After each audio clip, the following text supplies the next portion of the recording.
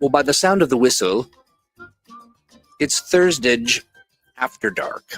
But it's not naughty. I'm not saying that, like it's ThursdAGE After Dark, but it is an evening presentation. Because we wanted to make some space for our friends from the Starfall Detective Agency to join us. To answer your question, Stormer, wait, before I answer your question, can you hear me? Let me know. I don't know if I like this music or not. Yeah. Maybe I do. It's kind of, I don't know, it's something about it. It was fun, and then now I feel like it's kind of a mess. But anyway. Well, Not what I would have gone with, but yeah. Well, no accounting for taste. Stormer asks, is this an actual play or a chat? It's a chat about an actual play. But before we do that, we've got a pre-guest. We've got our friend GM Jonesy. Hi, buddy. Hey, how are you? Everyone? I'm doing good. Good. I have my caffeine, so nice. Nice. Yes, thank you so much for jumping on the program. You've got some stuff to share about the Fantasy Age, or actually just the Age character sheet, right? For Roll20? Yes. Lots of coolness. So, all right. Well, tell us all about it. Got some cool news. So for those who use Roll20 a lot, they probably are aware that on the back end, Roll20 has been doing a lot of enhancements and a lot of new, using a lot of new technology to support newer character sheets and making them bigger, better, faster, and easier to use. Nice. We wanted to take advantage of that, and so instead of earlier than later, so we kind of jumped in and we started building in secret. We've been tinkering away with a brand new Age character sheet for Roll20. Nice. And we are now at the point where we want to reveal it to the public that it's coming soon, and that we wanted to start getting some initial feedback on it. It's still in the building stages, but we do definitely want to get some feedback early on so we can make it as best as possible for when it goes out to everyone fully. Nice. So, okay. Well, what's how does it differ in its construction? What about it is special? So one, it is an Age character sheet that's going to support a couple different games right out the bat. For those of you who've been playing on Roll20 for a while, or interested in Roll20 for a while, we've had some older sheets, but for a couple of our games. But this one is actually going to support Fantasy Age, Modern Age, which doesn't currently have an official sheet, and Blue Rose. Nice. So. And it just has a lot more automation. We'll have a lot more interactivity as far as being able to account for modifiers and equipping armor, and it will automatically affect the armor ratings and stuff for you. So there's a lot less of having to manually calculate stuff and or adding it here but fitting it out someplace else, or oh yeah, I forgot I had that ability. Well, that's huge. So it's going to be a huge win. So on the screen as kind of a preview of the Fantasy Age character that I threw in there to kind of show off. Mr. Frank Fantasy, one of my favorite. Yes. So like one of the cool things. So we have the character, we have his health bar, so I can track his health and everything else. And as I modify it, I can kind of go in there and modify all my abilities and stuff, but I can actually go and modify it. And depending on how hurt he is, it will kind of give you a little warning that you might want to, talk to someone about getting a little healing. Right. Call for the medic. Hey, real quick, we got folks in chat that are very excited about this. Stromer says, awesome. This Tempo says, this looks interesting. And then Stromer also says, Modern Age support. Praise be. Yes. That was definitely high on the benchmarks of one of the things we want to make sure we got and when we did the new sheet. Because poor Modern Age didn't get a little love as of yet. So, well, I love that. And okay, so now you said you wanted to get some feedback on this. So what I'm going to be doing, it's not available for the public yet, but if you're members of the Atomic Think Tank, I'm gonna. So I am going to be opening up a specific game that will be having the sheets loaded to it, so that players can go in and you can try building a character and seeing how it looks like, and kind of give us some initial feedback on the layout, on functionality, things like that, so that we can adjust, make sure we don't have any gaps when it goes fully live, Sure. and things like that. So should folks look for this in the VTT section or the? yes, yeah, Okay, great. I'm going to since it is specifically a Roll20 sheet. I'm going to post it in the VTC section under Roll20.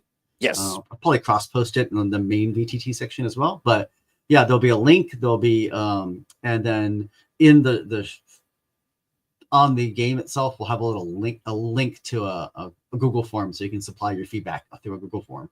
So that we have it all in one spot. We can find it. We don't miss anyone's feedback. Yeah. Obviously, players are welcome to chat about it on the Atomic Think Tank as well and stuff. But I definitely want to use that form to kind of make sure I don't miss anything, because I'm hoping to get some decent feedback. So. Oh, yeah, absolutely. And okay, great. So folks, you'll head to atomicthinktank.com if you want to partake in this. And if you're not a member yet, you just have 3 short questions to answer, and you'll be in, depending on your answers, faster than you can say, hey, where was that character sheet at? And it'll be hanging out in the VTT section, specifically under the Roll20. And then Jonesy, we'll make sure that it's kind of popped up so other people can see it throughout the network. And then there's another thing I was going to ask you.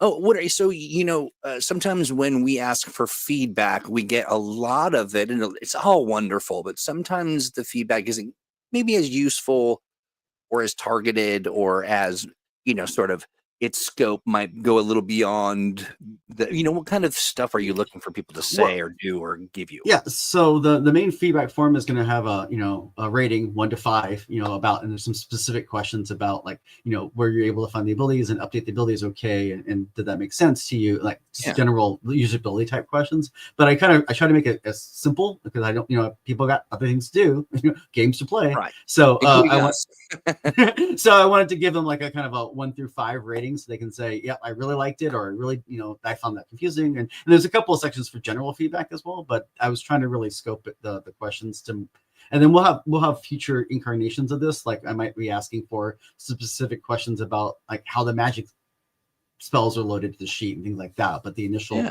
first round is mostly about, like, focuses and abilities, and the really the basic core function that's usable for modern age, fantasy age, Blue Rose, all of them. So I love it. I love it that we've got the full apparatus. The community apparatus is firing on all cylinders. We're here on ThursdAGE talking about opportunities for people to test out and give the new age character sheets a spin in the Atomic Think Tank. And this will be a great opportunity for folks to just kind of see and get in early, and maybe guide the development as it moves forward with some good thoughts on stuff that you like. Anything else you want to share about this, or that folks should know? No, just that we're really looking forward to the feedback, and I do hope that people like the direction we're going in. But obviously, if you don't like the direction you're going, please share that as well. So everything's valuable. So I usually tell them if they don't like it, not to tell me about it. Well, just kidding, because they'll tell you anyway. Hey, Jonesy, you are the best. Thank you so much for popping in.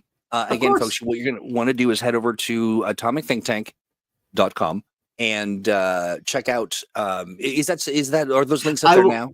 I will probably be posting them tomorrow morning, to be honest, because it's a little late in the evening. And right.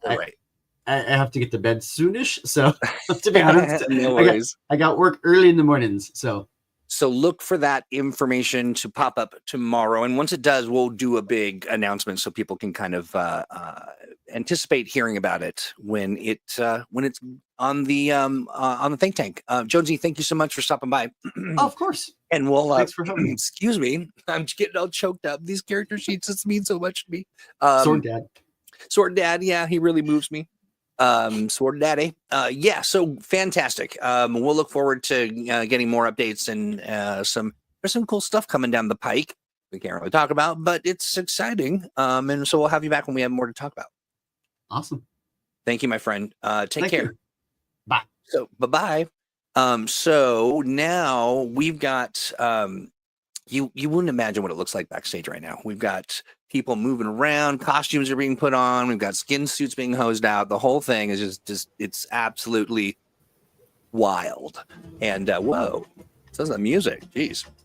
But I gotta tell you, I love everybody who streams. I really do. I think that they are doing some of the most engaging stuff with green running products, and it's just so fun to see it kind of come to life. And our streamers, boy, they really do it right. Now, I'm not saying I have a favorite group, but I do really enjoy watching, hanging out with, talking with this crew right here. Hi, friends. Oh, look, you're not even there. Look, ta-da! Howdy. There we are. Hello. There you are. Let me change your background too, just to make it official. Just to make it like, ta-da! Whoa, that's not it. There it is. Almost there. Almost there, There we go. Hey, look at that little pop-up. That's you guys. Ooh, snazzy. I love it. And I love you guys so much. Meric, you've been a frequent guest on ThursdAGE.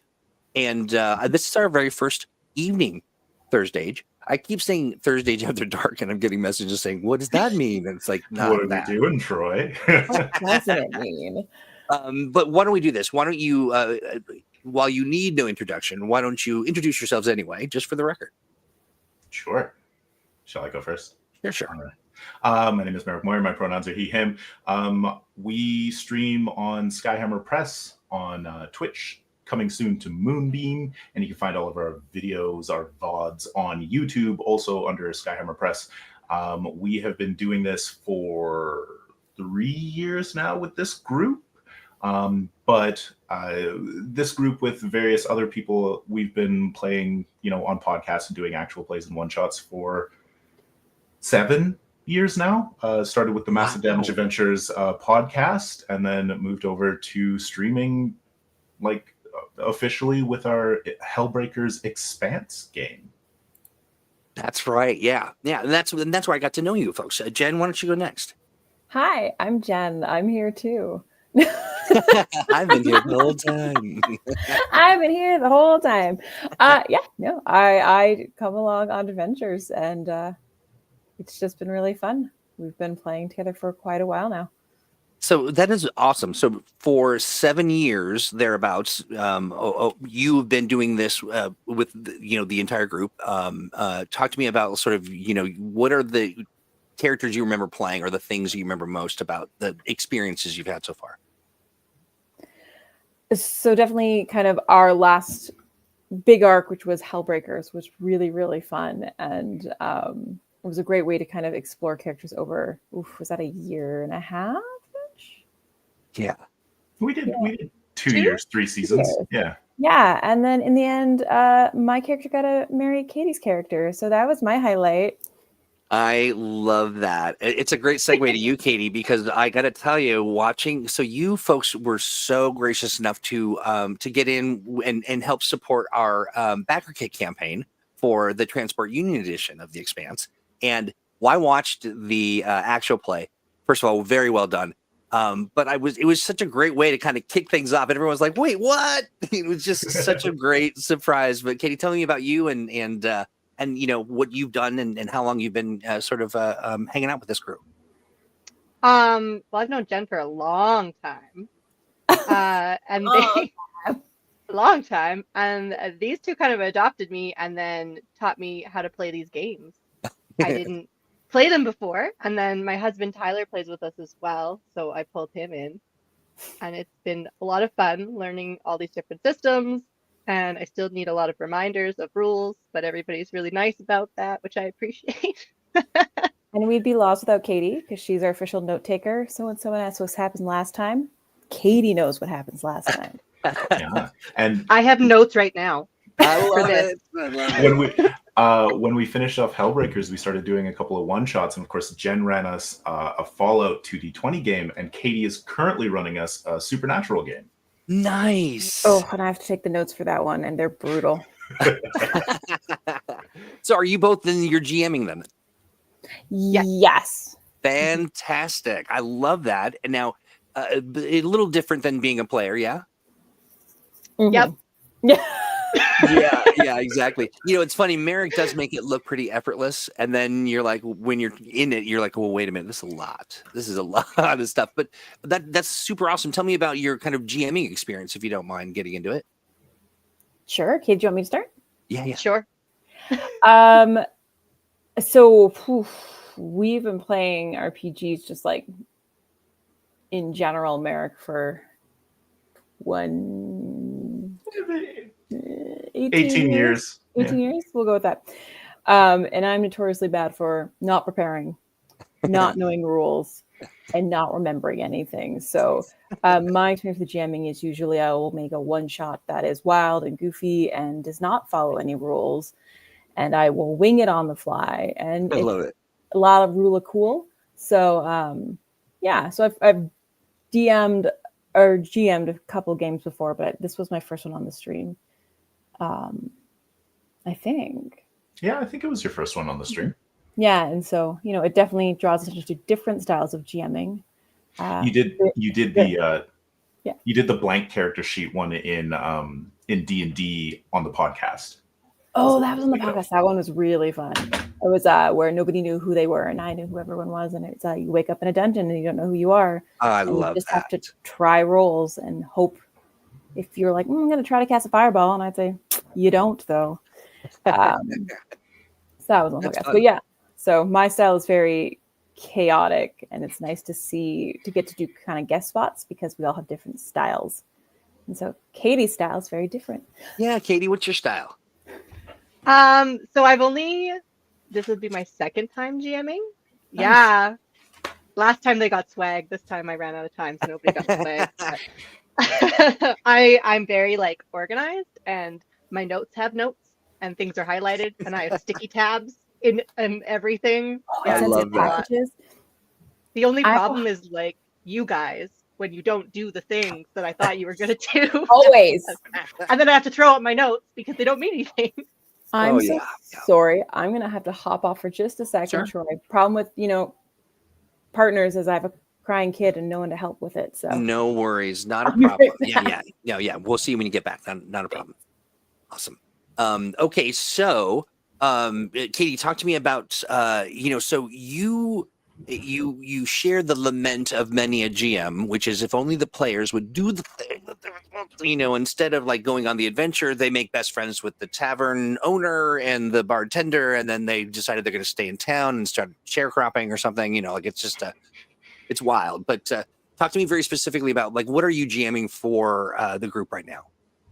So right now on our Supernatural live stream, we've done 2 parts, and we still have to wrap it up because some people like to get sidetracked and have fun, which is fine. I know what you're talking about. So they're investigating a missing persons at a high school. So Okay. Meric's character is undercover as a substitute teacher, and Tyler's character is undercover as a student. And Kind of a 21 Jump Street situation. 100%. Yeah. It's pretty good. And they just wanted to hang out at the high school and do a lot of extra things that I wasn't prepped for, but that's okay. You suddenly had an NPC being bullied by a bunch of jocks. How could we not step in and get involved? Oh, I see. Yeah. I love that. True. And so how long is the campaign? Is it a long-term campaign, or is it just a 3 or 4? This is just a one shot, but we had to One-shot. split into parts. But we are using the same characters from the last one shot. So I think it's my annual thing that I do. Oh, I love that. Well, that's great. And so, in sort of seeing that line between the player and the GM, where do you find yourself fitting?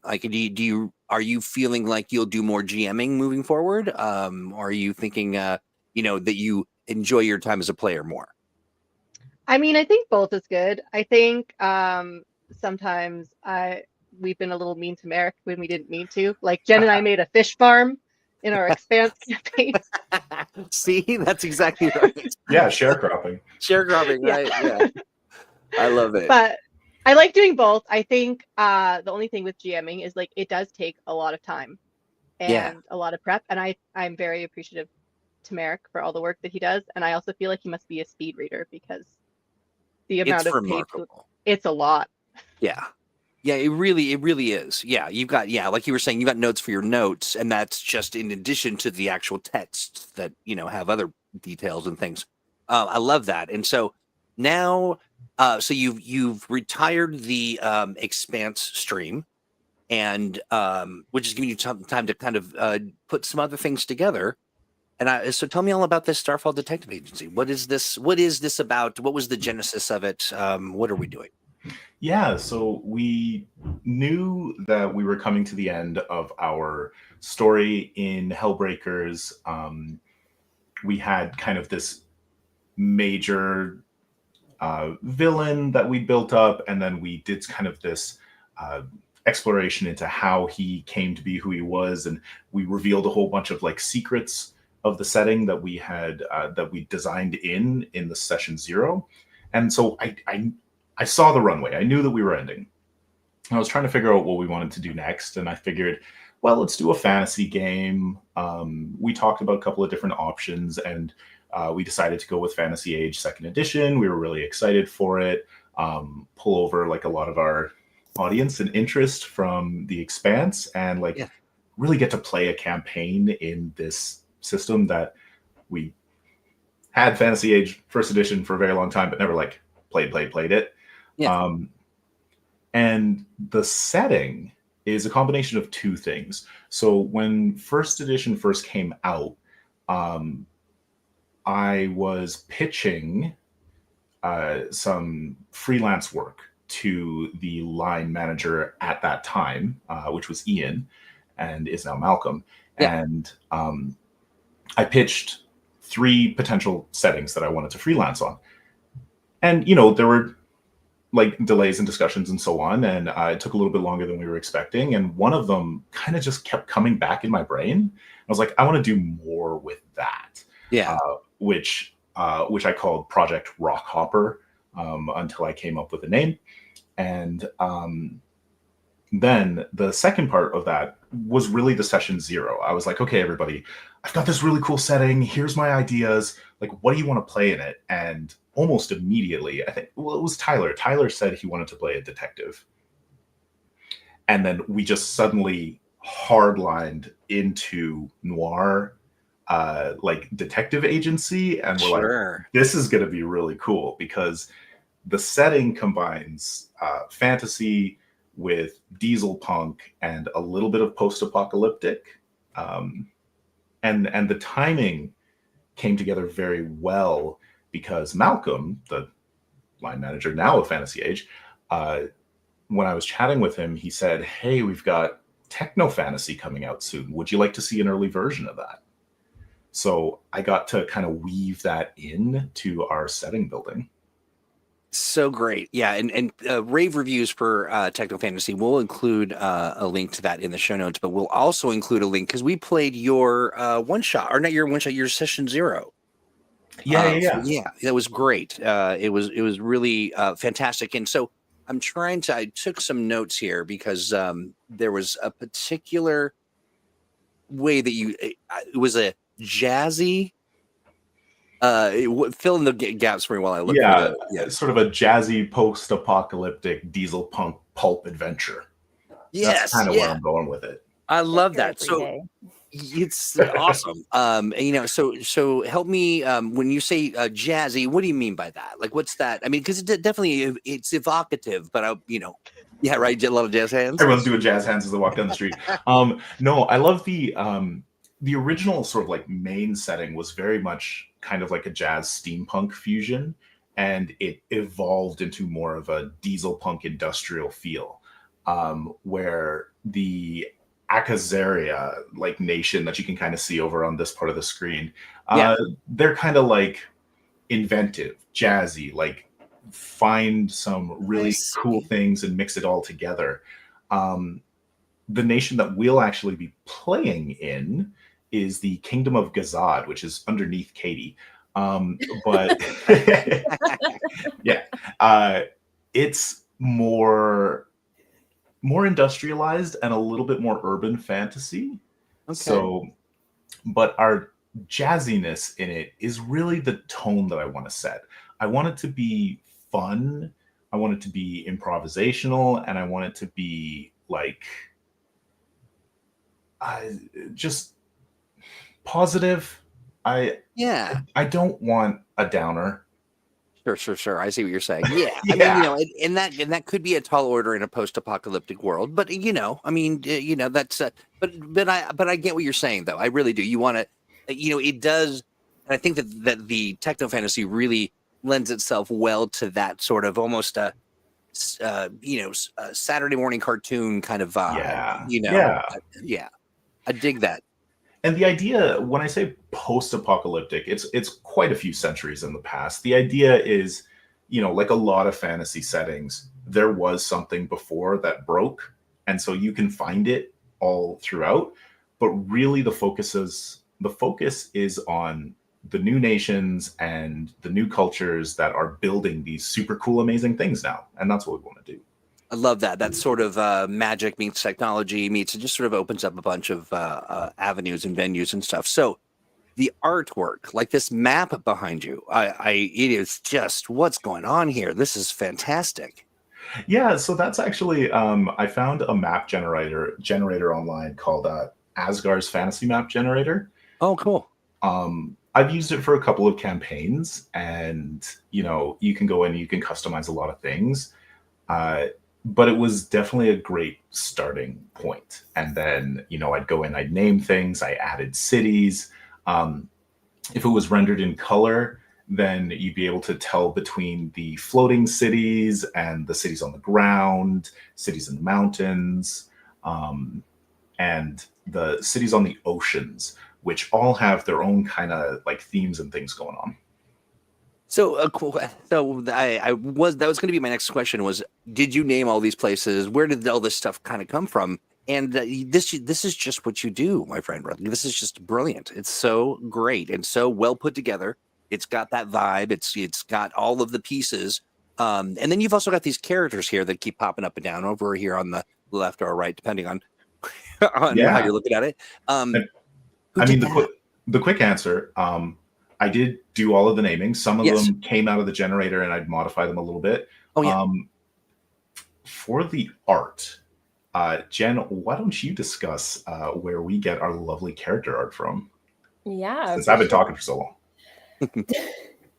So we're really, really fortunate to have very, very many talented people in our lives. And so one of my besties, Allison, does art. It's Honeybell Art.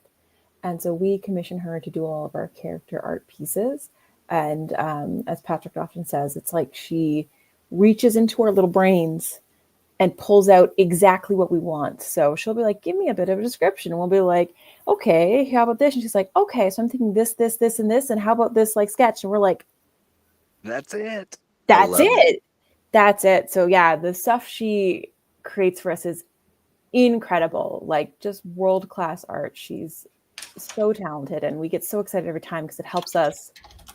Like I need that visual, I need that Pinterest, I need to see myself, be myself, and so it's so nice to have her art and be able to see our characters come. Well, the more you can develop that as well, the deeper a connection you can make just as you kind of move through. Because TTRPGs are not like any other thing in the world; they're weird as they sound, friends. But if you're into it and you start to really connect with your character. You want to see, you want to visualize it. And the art is outstanding. Now, I think we have a link, right, that we'll share. I was just trying to put it in the chat, and I was moderated into oblivion. Oh, shoot. I should fix that for you. You're certainly on the can do. But yeah, if you drop the link in the private chat, I'll make sure it gets out there as well. Yeah, and we'll include it in the show notes too. And you said it was Honeybell? Honeybell.art on Instagram. Honeybell.art. Fantastic. Stromer says no darker than Pirates of Darkwater kind of vibe. I have to admit, I've only seen clips of Pirates of Darkwater. I haven't actually seen the show, but I love Pirates of Darkwater from everything I've seen. I will say that I love the notion of a detective agency, and that is, I think, it's a trope. It's a well-worn sort of, it's a great place to kind of play around in story in that kind of thing. But I don't think I've seen it in the fantasy setting. I mean, yeah, Exactly. I not that I recall. Katie, what are your visions for this detective agency? We haven't played Yeah. our first session yet. What are my visions? Oh, man, I want to fly. My character is the purple lady you see at the bottom of your Yeah. screen. Yeah, she's going to be our pilot. And there's Nice. like different layers to the air in this world. Oh yeah. Yeah. And the top layer is called the corrosion, and it's really like you got to be good at flying to get up there. So that's the goal. Except Tyler's character, who has wings, is scared of heights and flying. So we'll see how this works out. That's a glorious complication. I love that. Okay, so you're going to be the pilot, and now you're saying that because of whatever happened, I'm imagining in the past that you've got some sort of pollutants or radiation or something going on in the atmosphere, and Yeah, that's exactly it. So the idea is, there was a civilization, they were doing their thing, magic, technology, etc. Big calamity, because of course there is. That's a lovely trope, and it's great that's for right. storytelling. Sure. And their sort of like industrial magic polluted the world, and it settles into these 4 layers of sort of like magical residue that you can gather and use. So the lowest level is called growth, and it does that. It accelerates the growth, particularly of plant life. So the ground level of the world is basically just an overgrown jungle. Like, you don't go there because it's dangerous. Those I plants will see. eat. Yeah. Yeah. We go there though, don't we? Yeah, you're gonna get it. We'll see how you get it. And then next up is absorption, which is kind of the idea of pulling and manipulating energy, and it's used in a lot of technology to power the machines. Next up is combustion, also kind of known as flare, and that's kind of like powering your weapons or moving your ships and those sorts of things. And then, as Katie mentioned, the top layer is corrosion. It's the thinnest, kind of hardest to deal with, really high up, and literally will burn away metal if you're in there too long. So it's a little bit rarer to actually go up and harvest, but it's used in a lot of alchemy. Okay. Oh, I see. Okay, so these are actually resources and things as well. I love Yeah. that. So the Nausicaa and the Valley of the Wind really helped me visualize what this society was going to look like. And Okay. I love the idea of these giant dieselpunk floating, harvesting like metal ships. And so they're flying along in these layers, and they're pulling up these resources that are then being used and packaged in the cities. I love that. Now, Jen, we heard a little bit about Katie's character. Who are you in this detective agency? I am playing Nova, and in a really good noir style. She has a mysterious background that she's not gonna disclose. Ooh, I like it. I like it. But I thought it would be. I'm gonna fail at it. Let's just be really clear. But I thought it'd be fun to try to play like a more kind of moody, quiet, grouchy girl. So we're going for like kind of dark gothy girl vibes. She's also really, really short. Like I know in this image here, she's tiny. I think she's only up to Tyler's character's waist or something. I almost asked because I wasn't sure, and then I kept, Katie's character, artwork kept popping up before everyone in the animation. Oh, So yeah. yeah, I just was like, okay, maybe we'll just let them pop in and out, and then we'll There's- talk about their height later. There was like a competition in the art briefs. Everybody was like, "Well, I'm this tall." Well, I'm this tall, except for Jen. Jen decided to be short. Yeah, so for me, as a very quiet, reserved, moody person, this will be so easy for me to play.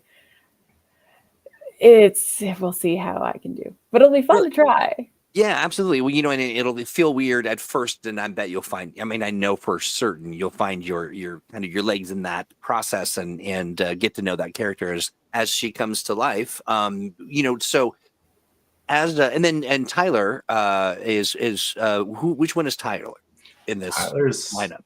Tyler's playing Bennett, who is the Drac, The winged, yes, the winged gentleman. So he's like a a washed up detective pugilist kind of guy. Oh, I see. Okay. Yeah. I can see. Yeah, I can see that in the character. His hands are wrapped up. Like I see. I see. Very interesting. Okay, and so it's so many questions about sort of looking to the future of what's going to unfold. And so, what can you tell people about what they can expect? As they kind of tune in and get to know the characters and the storyline and that kind of thing. Well, and before I want to mention one thing that we've kind of been dancing around. One other theme that is in this world and in this setting is like a refugee crisis kind of going on. And Okay. that's where 3 of the 4 characters have come from. So this was in the original like pitch that I'd made to Green Ronin, but the idea is Drac are the like majority of this Okay. world, and orcs and elves are brand new, like within the last 3 to 4 years. Because in like, I'm explaining this to you, but I'm also explaining this to the viewers. But in the fantasy age setting, there's the idea of shores, of a bunch of different worlds that you can travel between. And the elves and the orcs and the goblins have actually come from a much more fey world that's currently having a big war. And so they came here instead. Got you. And so we've got kind of some of that playing in as well. But to answer your actual question, yeah. First, I also just want to talk about Patrick's character. Oh, I'm sorry. Yes, Patrick. Right. Yeah. Yeah. Yeah, we don't want to leave out our big, everyone's big orc friend. So he'll be playing like our guide. So like when we're on ground and doing things in the bush, like he's going to be our survival guy. He's going to keep us alive. We're a bunch of kind of more city slickers. Okay. And this is a really wild world. So he'll hopefully, we got Katie to keep us alive in the air. We got Patrick to keep us alive on the ground. Tyler and I are there too. It's going to be great. We're just around. So I'm trying to get a sort of a visual on. So is the majority of the activity, how is that playing out? Yeah. So the ground is all kind of jungle, and then I'm presuming somewhere in the middle there's stuff for you to walk on. So Right. the new Talrian nation. So you see in the background the Ordic Empire, the Sazor League, Circadian Trade Company, Kingdom of Gazad, and Akazaria. These are all Drac majority nations with other like ancestries and people mixed in. But they actually have settled on these floating cities and turned them into metropolises. So we have skyscrapers, we have trains, we have flying cars, blimps, and all of these big like harvesters flying around as well. Our story is going to start in the Kingdom of Gazad in a city called Kenningdrift, which is going to be like a really industrial city. It's got like shipyards and shipping and a bunch of wealth disparity, and we've got these scrappy detectives doing their best on a shoestring budget kind of thing. Sure. And our first case, so our first like story arc, is called The Pearl of Paxrathis. Oh, right. Which is my feel for like, I want to do something pulp novel fun. So we're gonna start off with some pretty strong like genre noir tropes, and then it's gonna expand out from there into more fantasy, more interesting like technology, more wild stuff. Yeah, I love that as a backdrop for all of this, and then letting your cast sort of be the texture of all this, I think, is really phenomenal. I'm looking forward to seeing it all unfold. Now, I think that covers most of my big questions. I'm curious, just in general, as you think about your characters and starting off a detective agency, like how did that come about in the canon in your sort of collective storytelling? Yeah, I was gonna say I am. Correct me if I'm wrong, because we're running off of. I gotta refresh, but in this kind of, it is actually Tyler and my character who kind of are the start of the detective's agency. So Tyler is a retired detective or like cop, detective cop. And so he's starting the agency, and I kind of join on as a spy, kind of like gathering information. And then right as we're kind of starting pulling Katie's character and Patrick's character, because we need some of those resources. And so we'll see how we kind of gel together, and how we kind of become more of an agency together versus just some contractors working on the same case. Oh, so no, I love that. Then people who connect with the storytelling from the beginning will kind of see those relationships. You won't be like it already happened and you're all hard-boiled pals. I love that. That'll be fun. Mhm. Yeah, Very fun to watch. and we are planning to stream this on Moonbeam on the new streaming setup that's coming. That's right. So we're going to be there as well. We're really looking forward to it. And that should be any time now. Honestly, I haven't checked for a minute, to see what the status is. But I was so excited to hear that you folks were going to be there. We'll be there as well with a bunch of our other friends. It's going to be a lot of fun. I think Moonbeam is going to be a great place. Yeah, I really hope that when they it's not an active feature right now, but as I understand it, we'll be getting simultaneous streaming through Moonbeam, and we'd love to be streaming through the Green Ronin realm. 100%. Let us know if you like us.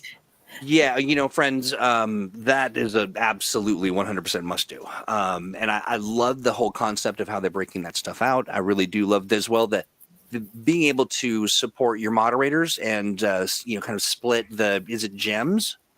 Yeah, the Moonstones. The Moonstones, that's what it is. Yeah. And so really looking forward to that, and I've been kind of warming people up in our audience to the notion that, it could be some bleeding edge tech that we'll see how it all turns out. But I really love the guys that are putting it together. They're very smart and they're working very hard, and looking forward to kind of seeing that come to fruition. And, for a good cause and for a great idea, I'm okay with a little bleeding edge tech. I'm all right doing a little beta testing and helping things kind of grow and change and all that good stuff. And so now, do you have a date when things are going to kick off? We do indeed. Monday, January 6th. It's right around the corner. It's right around the corner. Like, it's happening. I am putting together my assets. I'm taking all my notes. We were doing some work with Sirenscape to see, kind of pull together the sounds that we want to do there. Cool. And our great friend, another shout out, Ange, who you can find on Instagram as Ange, ANJ_ILLO, Illo illustration. They did our intro for Falcons of Fortune and Falcones Fortunae, two of our sort of limited run series, and they're beautiful. They're so good. Nice. So Ange is working on an intro for us. It won't be ready before January 6th. We've got a lot that still needs to get done. So we're going to go ahead. We're going to be streaming, and then when it's ready, we'll add it to the stream. But a fun debut for sure. I love that. I don't know. She's doing animated illustration. They, them, and they, them. Thank you. Yeah, doing. So it'll be an animated illustration. Some of the storyboard that I've seen so far involves taking a walk towards the detective agency, some cool scenes, each character getting a nice pulpy noir look. A lot of jazz hands. I love it. Yeah, I see it. Yeah, it's gonna be good. And then cool. I'm hoping we'll have some very interesting details in there. Ange does such great work. Particularly, the Cohorse Cthulhu one for Falcones Fortunae just gives me chills every time I see it. That's what I was going to say. I was going to say, if anyone on here wants to go see some of Ange's work and they go watch that title card they made for us, it is spooky. It is beautiful. It gives me all the feels. This is one of the things, friends, that I love so much about what you do, because you really do involve a community of people with their skills and talents, and you showcase them, you put them front and center. You have no qualms saying this beautiful piece of art, this beautiful contribution was from this person or that person. And I think that is, it's it takes a village to run a campaign, literally and figuratively.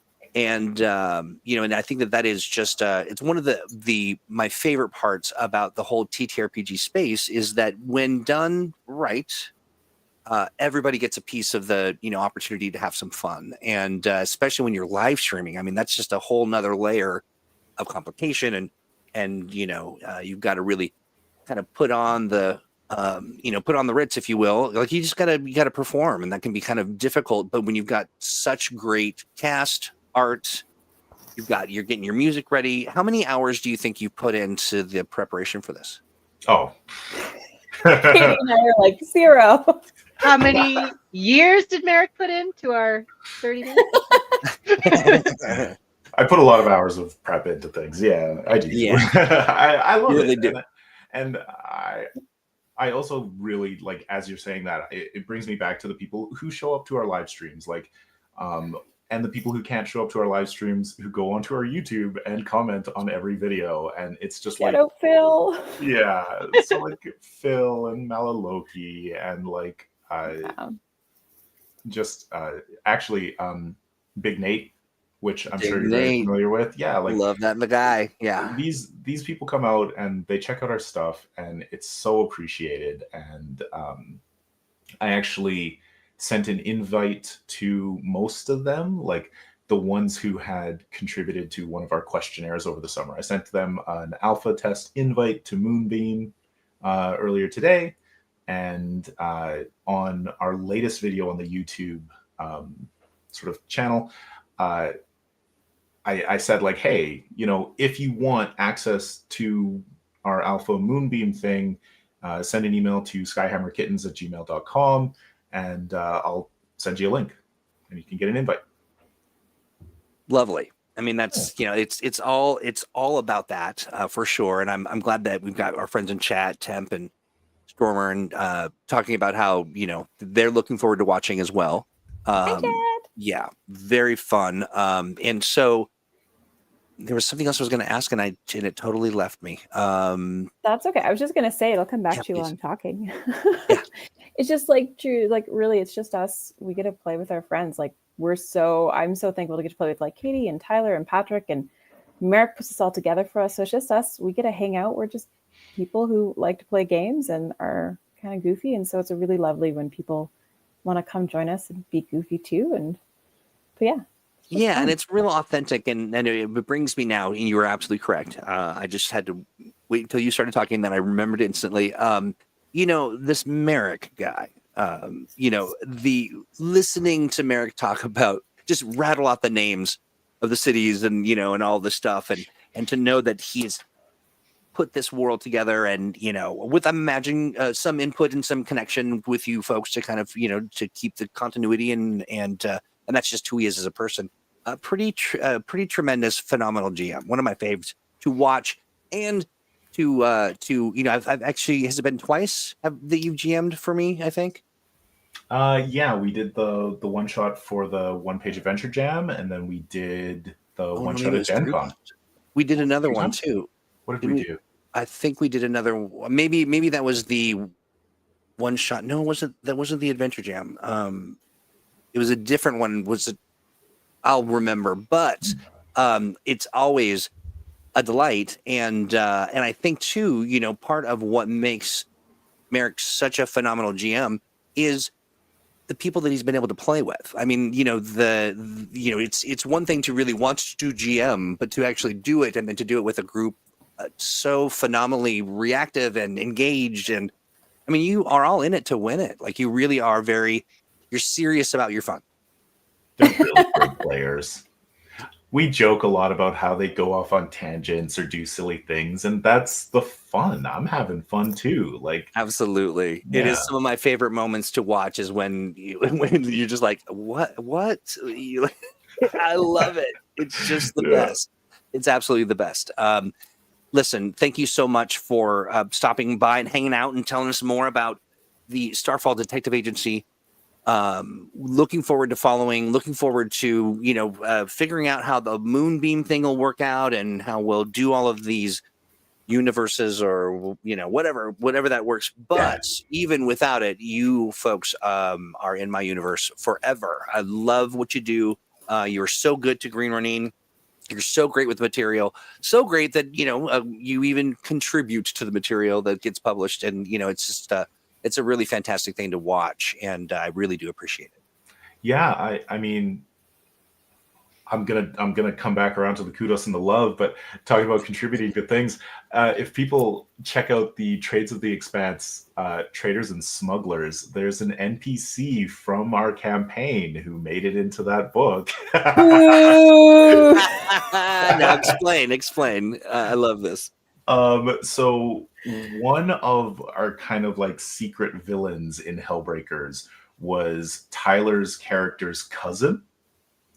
And so Trevor Atwood came in with this big himbo energy, like, hey, look at me with my perfect teeth, blonde hair, and gold jewelry. But like, I was playing him from the beginning as like a ruthless person who put on a show all the time. And it took a while for the players to catch on to that, because it only became clear with his actions as he continued. I see. Every time you met him, he was just kind of like, hey, how's it going? I'm kind of making my way through here. But he was always playing an angle. And I wrote him in as an NPC that you can have in that. So, just taking a little bit of our Hellbreaker stuff and giving it to everybody who plays the Expanse. I think it's fantastic. I love it. It's an homage. It's very clever. It's all of that, for sure. And and that is, I think, just another example of the layers of opportunity that when you really get into this and you really do it, you really spend the hours and the time, and you really can make a very interesting sort of ecosystem of art, music, performance, friendship, magic, all the stuff, and it's lovely to see. And honestly, Troy, thank you so much for all the support over the years. Like, Mhm. we wouldn't be here doing this if you hadn't been like, oh my goodness, you guys are great, do this all the time. And we're like, okay, thanks. Hardly, but I'm so very pleased to be even a small part, just to be able to watch it unfold. And I just I really think that I'm looking forward to seeing this and the different facets of everybody's, sort of contribution as players and characters. And who knows? I mean, I think it's the sky's the limit. You're all very talented and fun, and I wouldn't encourage you to do this for money, primarily because then what do you do for a hobby? But it would be lovely to see, even more opportunity for you to share what you do with more people. So I'll do my level best to make sure we spread the word. Thank you. And again, we Thank appreciate you. everyone's support. And there are different ways to support us. If you do, we use that money to go to escape rooms. So thanks. That's I true. love that. Well, how can people support you? What are some of those things? Let's kind of share that bit of the business. Meric. I mean, that's really at this point, like, just Twitch and Moonbeam, because like, Find us on Moonbeam, yeah, like Twitch, we've gotten tips and bits and all of those things, and like Jen said, we've used them to go to escape rooms as a group and have fun. Critical, yeah. And of course, if you ever use our codes through Green Ronin when you're purchasing from them, our code Hellbreakers gives you, I want to say it's 15% off, might be 10% I think it's 12 or 15, and then a slice of that goes to you guys too. Yeah, and so that's been really good. Like, it's been really exciting. We see the purchases people are making, and we're like, oh, awesome, cool, and then we grab that money and go have fun as a group. And then the Moonbeam sort of like setup is that you spend something like $5 and you get $4 of moonstones. And so Moonbeam takes their cut right there, and then whatever you do with your moonstones goes 100% to the creators. So if you turn around and give that $4 to us, we get $4. Moonbeam doesn't take an additional cut. And it's also, as Troy was alluding to before, it has a built-in revenue split. So for example, like we could just go in and say 25%. Wait, how many players are there? No, there's 5 of us. 20%, 20%, 20%, 20%. And like as the moonbeams come in, they just go to everybody individually. And like it's just it's a cool thing that they're building over there. It really is. I love that. And I love that very specifically because you look at some of I would say that it is, when you look at what happens over on TikTok, or you look at what happens, even on Twitch, it is a little parasitic. Like it's a little like you can't really. I mean, I think that on TikTok, it's like some 90% goes to TikTok, and the little slice goes to the creator. This is just, it turns. Not only does it turn that whole system on its head, but it also allows for new systems of rewarding people who do such great work in support of all these great things. The moderators and the people who hang out and keep the chat going and all that stuff. I'm really looking forward to that whole system and want to see a system like that is already sort of it's sort of a virtuous cycle. I'd love to be, I'd love to see that be something that people can point to as another way to kind of do things. Yeah. So to support us, like go follow us on YouTube and eventually join us on Moonbeam. That's right. Yeah. Fantastic. Well, that's an easy ask. We'll be sure to kind of continue to move that forward as we learn more about Moonbeam and how it'll work for us. So with that, is there anything else you'd like to share as we kind of round out to the end of the program? I just want to say thanks for having us on ThursdAGE After Dark, Troy. Right. I love it. It's got a different vibe for sure. And it was funny. I was thinking, maybe we should do some kind of an evening something, but I don't know what it will be. But this has been inspiring, and we'll see kind of what will come of that. But would you all be willing to come back and hang out again and kind of give us updates on your characters and the plots and all that good stuff? Absolutely. We love chatting with you, Troy. Love chatting with you. Now, listen, Stormer says, Troy, can you share the links for their Twitch and YouTube? I can. Well, I can do this. I can share links for their YouTube and their website. See those QR codes? You take your phone and you point them at it. And as if by magic, you will be transported to another web page. The website, so they've got all, I really wanted to share the website for sure because it's got your back catalog of stuff that you've done. And again, it shows a real complete sort of picture of the things, and then in the YouTube is the top one.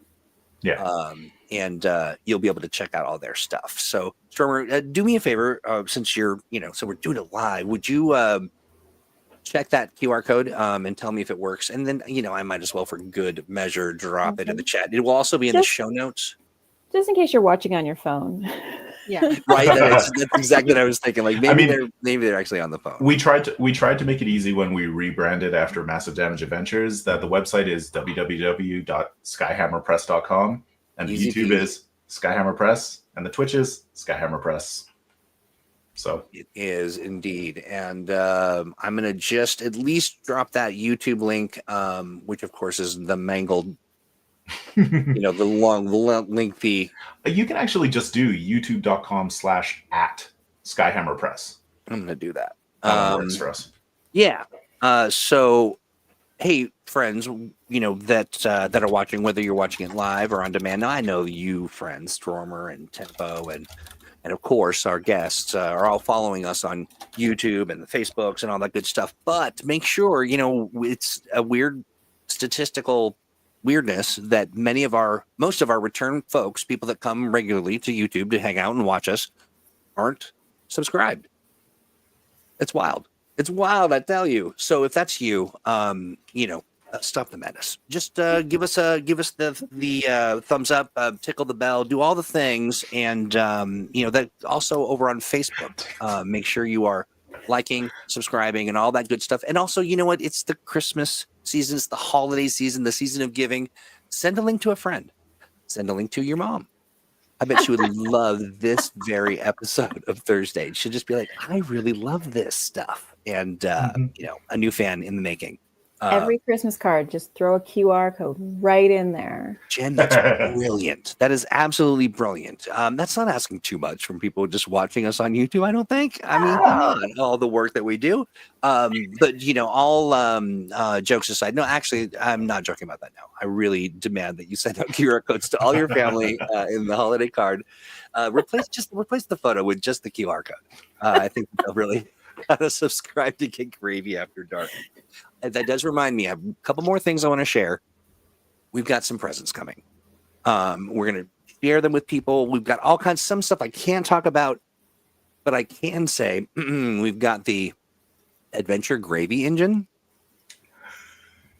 It's coming, I promise. In addition to some unique dice, maybe another sort of superhero-based gravy recipe. I mean, it's madness here. And so keep your eyeballs peeled. And the best way to do that, make sure you're hanging out over at the Atomic Think Tank.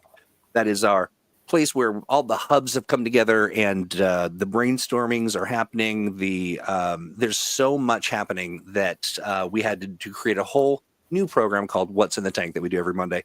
Lots of good stuff happening there. Just go to atomicthinktank.com.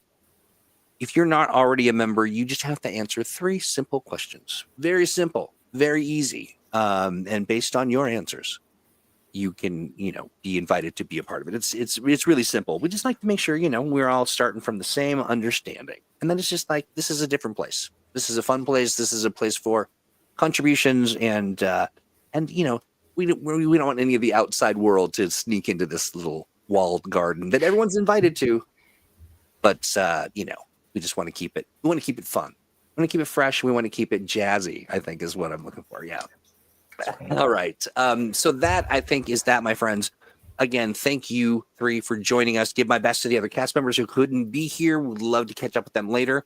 We'll be watching every minute of it. Of course, sharing all that good stuff. And really looking forward to Moonbeam as well. So, more to come. Cool. Awesome. Thank you, my friends. And chat, as per the usual, you're the best. Thank you so much. And we will. Thanks for coming by. Yeah, we'll talk to you later. I'm going to pick new music. I don't think I like this anymore. What do you think? Is it cocktail music or what is it? It's elevator music. It is. Yeah. But this is, this is no elevator. All right, friends. Bye.